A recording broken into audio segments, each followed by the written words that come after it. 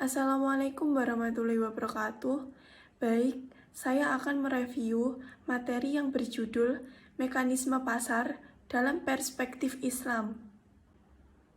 Baik, materi pertama mengenai mekanisme pasar dalam Islam.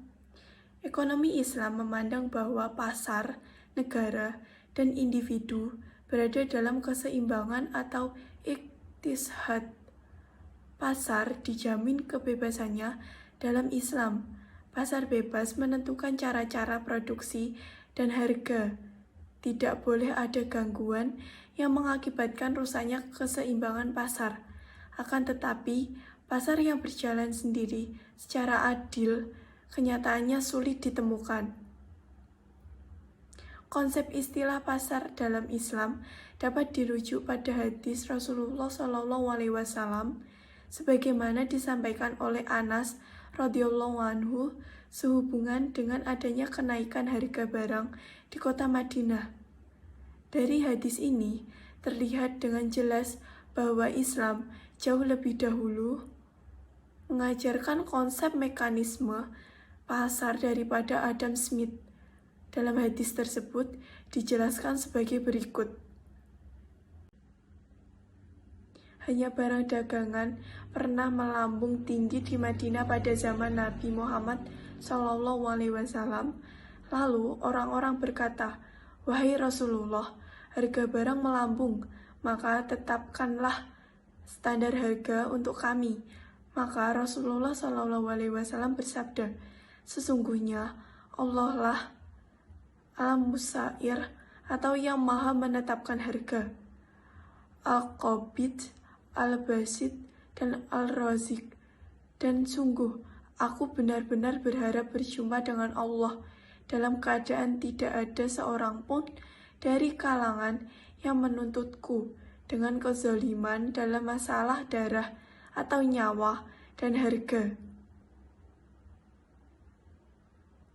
Mekanisme pasar berdasarkan hadis di atas adalah bahwa adanya kebebasan pasar dalam menentukan harga.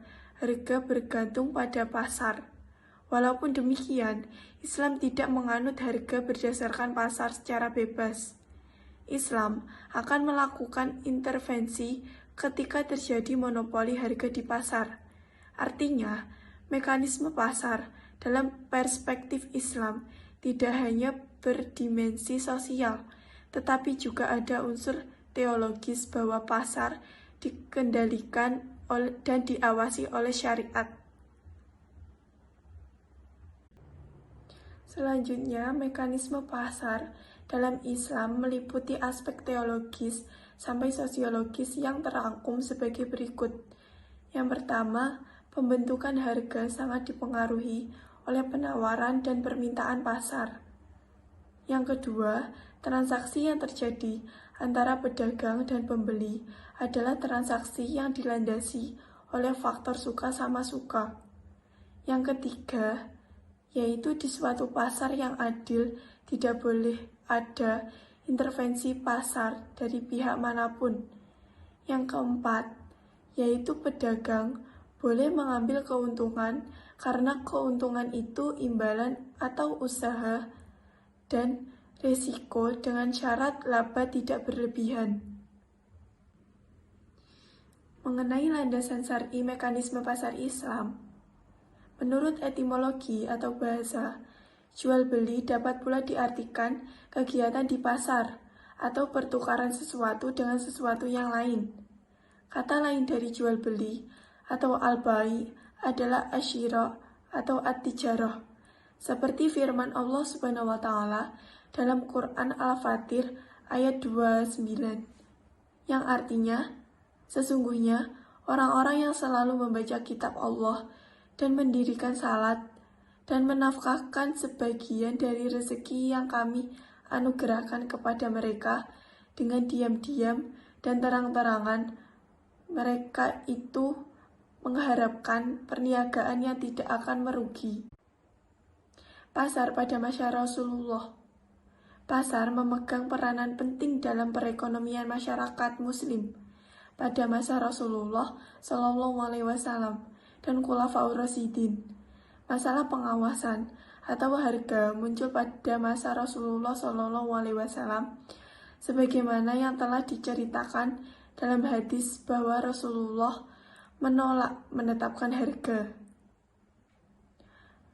Sebagaimana Rasulullah SAW bersabda, Allah mengakui adanya kelebihan dan kekurangan, Dialah yang membuat harga berubah dan membuat harga yang sebenarnya. Saya berdoa agar Allah tak membiarkan ketidakadilan menimpa atas seseorang dalam darah atau hak miliknya. Penentuan harga pada masa pemerintahan Nabi Muhammad SAW ditentukan melalui mekanisme pasar. Diriwayatkan dari Anas bahwa Rasulullah mengatakan harga pernah mendadak naik pada masa Rasulullah. Para sahabat mengatakan, "Wahai Rasulullah, tentukanlah harga atau taksir untuk kita." Beliau jawab, "Allah itu sesungguhnya adalah penentu harga, penahan dan pencurah, serta pemberi rezeki. Aku mengharap dapat menemui Tuhanku. Salah satu di antara kalian tidak menuntutku karena kezaliman dalam hal darah dan harta." Hadis tersebut menunjukkan bahwa Rasulullah SAW melarang dengan adanya intervensi harga dari siapapun. Praktik-praktik dalam mengintervensi harga adalah perbuatan yang terlarang. Selain melarang intervensi harga, beberapa larangan lain yang diberlakukan oleh Rasulullah SAW sebagai berikut. Yang pertama, larangan najasi, yaitu sebuah praktik dagang di mana seorang penjual menyuruh orang lain untuk memuji barang dagangannya atau menawar dengan harga yang tinggi agar calon pembeli yang lain tertarik untuk membeli barang dagangannya.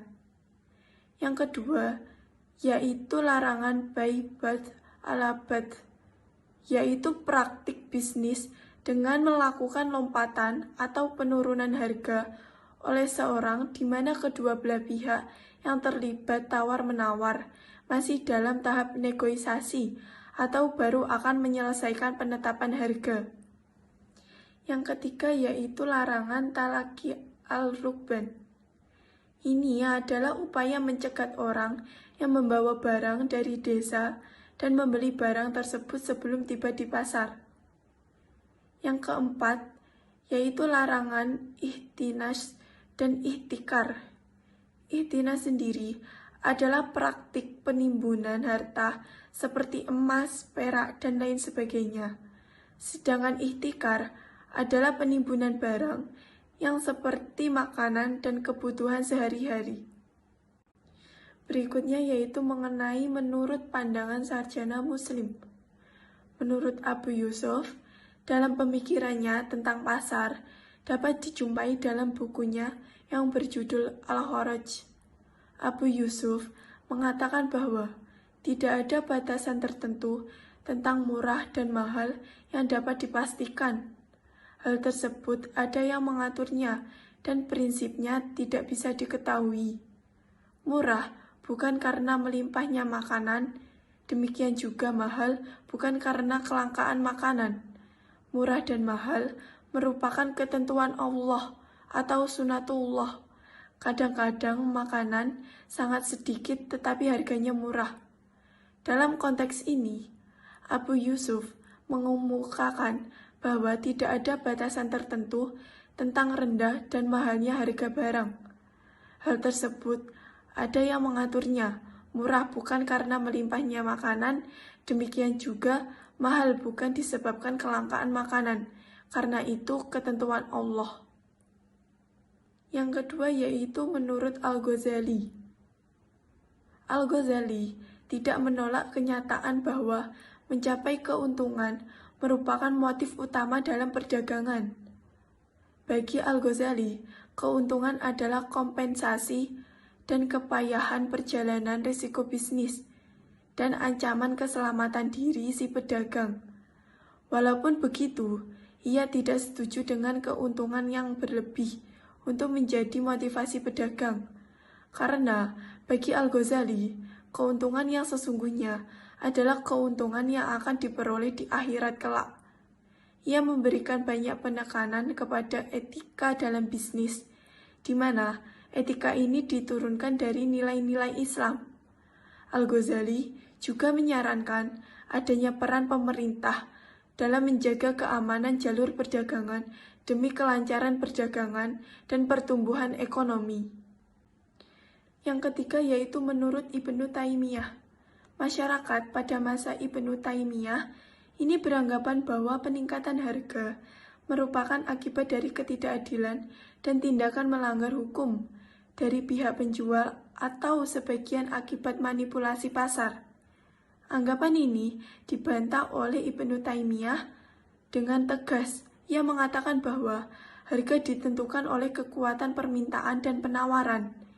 Ia menyatakan bahwa naik dan turunnya harga tidak selalu disebabkan oleh tindakan yang tidak adil dari sebagian orang yang terlibat transaksi. Bisa jadi penyebabnya adalah penawaran yang menurun akibat inefisiensi produksi, penurunan jumlah impor barang-barang yang diminta, atau jumlah tekanan pasar. Karena itu, jika permintaan terhadap barang meningkat, sedangkan penawaran menurun, harga barang tersebut naik, dan begitu pun sebaliknya. Yang keempat yaitu menurut Ibnu Khaldun. Pemikiran Ibnu Khaldun ini tentang pasar termuat dalam buku Al-Muqaddimah, terutama dalam bab harga-harga di kota. Ibnu Khaldun membagi barang menjadi dua kategori, yaitu barang pokok dan barang mewah. Menurutnya, bila suatu kota berkembang dan populasinya bertambah, maka pengadaan barang-barang kebutuhan pokok mendapat prioritas, sehingga penawaran meningkat dan harga menjadi turun. Sedangkan untuk barang-barang mewah, permintaannya akan meningkat sejalan dengan perkembangan kota dan berubahnya gaya hidup akibat harga barang mewah menjadi naik. Ibnu Khaldun sangat menghargai harga yang terjadi dalam pasar bebas, namun ia tidak mengajukan saran-saran kebijakan pemerintah untuk mengelola harga. Ia lebih banyak memfokuskan kepada faktor-faktor yang mempengaruhi harga. Hal ini tentu saja berbeda dengan Ibnu Taimiyah, yang dengan tegas menentang intervensi pemerintah sepanjang pasar berjalan dengan bebas dan normal. Selanjutnya yaitu mengenai kekuatan pasar menurut Islam dan keseimbangan pasar Islam. Berikut ini mekanisme pasar sebagaimana dikonsepkan para pemikir Islam klasik. Yang pertama yaitu permintaan. Faktor-faktor yang mempengaruhi permintaan ini ada beberapa, yaitu sebagai berikut. Yang pertama yaitu harga barang yang bersangkutan. Yang kedua, efek substitusi. Yang ketiga, efek pendapatan. Yang keempat, pendapatan konsumen. Yang kelima, harga barang lain yang terkait. Yang keenam, selera konsumen. Yang ketujuh, ekspektasi atau pengharapan. Yang kedelapan yaitu maslahah. Yang kedua yaitu penawaran. Dalam pemikiran ekonomi klasik, penawaran telah dikenal sebagai kekuatan pasar penting di dalam pasar. Ibnu Taimiyah mengistilahkan penawaran ini sebagai ketersediaan barang di pasar. Penawaran ini mengandung dua unsur, yaitu maslahat dan keuntungan.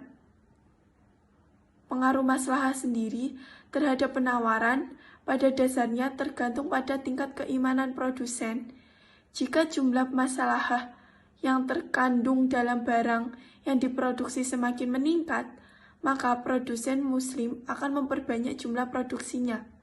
Sedangkan keuntungan itu merupakan bagian dari maslahah, karena ia dapat mengakumulasi modal, pada akhirnya dapat digunakan berbagai aktivitas lainnya. Faktor-faktor yang mempengaruhi keuntungan ini ada 4, yaitu harga barang, biaya produksi, harga input produksi, dan teknologi produksi. Mengenai prinsip mekanisme pasar dalam Islam, ada 4 prinsip. Yang pertama yaitu aridho. Segala bentuk transaksi yang dilakukan harus atas dasar kerelaan antara masing-masing pihak. Yang kedua, persaingan sehat. Dalam mekanisme pasar Islam, dilarang adanya penipuan atau ihtikar dan monopoli. Yang ketiga, keterbukaan dan keadilan. Transaksi ini harus dituntut untuk berlaku benar dalam pengungkapan kehendak dan keadaan yang sesungguhnya. Yang keempat, kejujuran. Islam melarang dengan tegas melakukan kebohongan dan penipuan dalam bentuk apapun. Berikutnya mengenai peranan pemerintah dalam mengontrol pasar. Menurut Islam, negara memiliki hak untuk ikut campur atau intervensi dalam kegiatan ekonomi yang dilakukan oleh individu-individu dengan tujuan untuk mengawasi dan mengatur kegiatan ini yang mungkin tidak dapat dilakukan sepenuhnya oleh individu-individu. Pada awalnya, perkembangan Islam, keterlibatan negara dalam kegiatan ekonomi sangat kurang karena sederhananya kegiatan ekonomi pada saat itu. Selain itu, adanya daya kontrol spiritual dan kemantapan jiwa kaum muslim pada saat itu membuat mereka mematuhi secara langsung perintah-perintah syariat.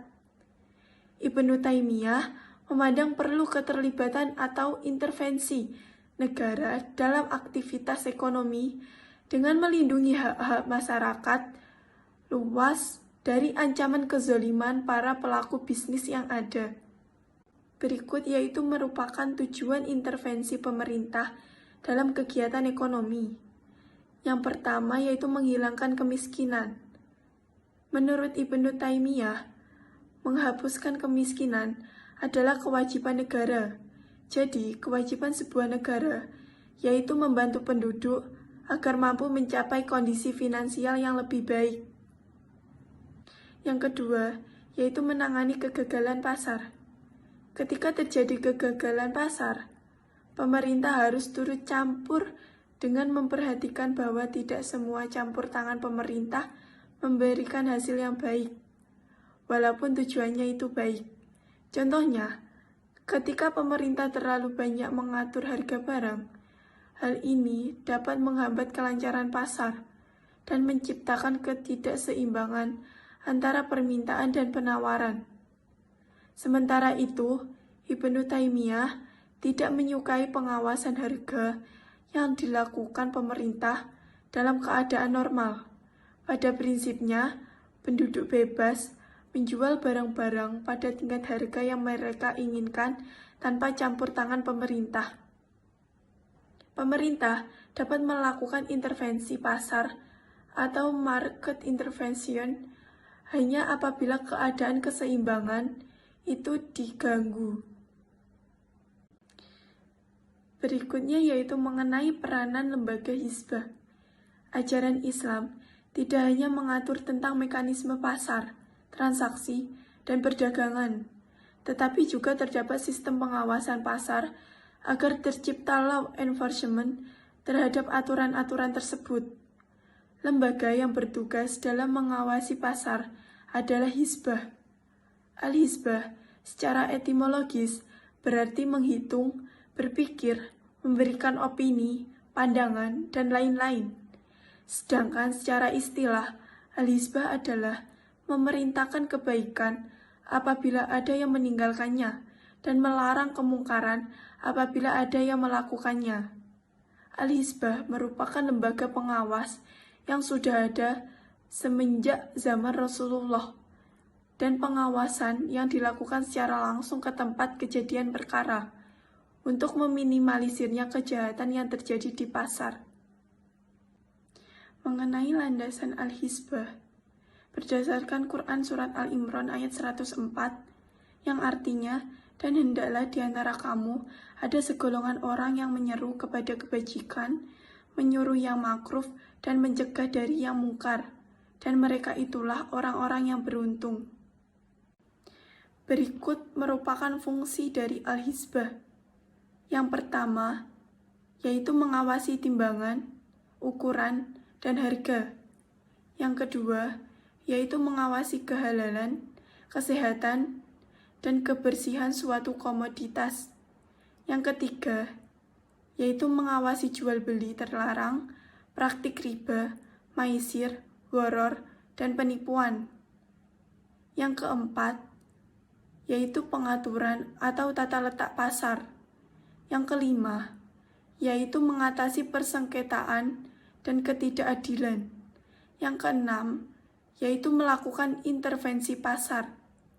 Yang ketujuh, yaitu memberikan hukuman terhadap pelanggaran. Sekian, terima kasih. Apabila ada kurang lebihnya, saya mohon maaf. Wassalamualaikum warahmatullahi wabarakatuh.